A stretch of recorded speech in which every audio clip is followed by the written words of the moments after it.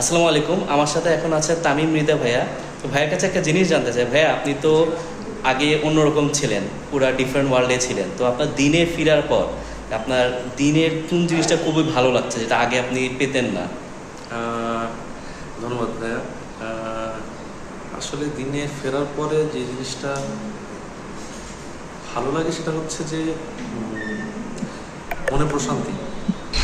আচ্ছা। এই জিনিসটা হয়তো বা আগেভাবে ফিল করতে পারতাম না, বিকজ ভাইয়া ট্রু পিস বা সুকুন যেটাকে আমরা বলি সেটা আসে হচ্ছে আল্লাহ স্মরণের মাধ্যমে।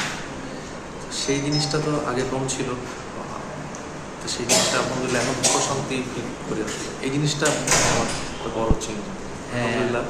আর আস্তে আস্তে আরও জানবো, শিখবো, বুঝবো। আমি যে সব কিছু জানি এমনটা না, আমিও শুধু দিনে ফেরা মানুষ। তো এই জন্য আসলে রাইট অ্যাসোসিয়েশনটা যেমন খুব দরকার, চেষ্টা করতেছে আর কি। সবাই দোয়া করবেন আর কি যেন। ইনশাল্লাহ। জাযাকাল্লাহ খাইরান ভাই, মানে আসলেই মানে আল্লাহর স্মরণে অন্তরসমূহ প্রশান্ত লাভ করে। আর আসলে যারা অন্য ওয়ার্ল্ডে হ্যাপিনেস খোঁজার চেষ্টা করে, দৌড়াদৌড়ি করে, হয়তো টেম্পোরারি কিছু একটা কিছু পায়, ডোপামিনের আপ ডাউন, কিন্তু আলটিমেট হ্যাপিনেস কিন্তু আল্লাহকে স্মরণ করলেই আসে।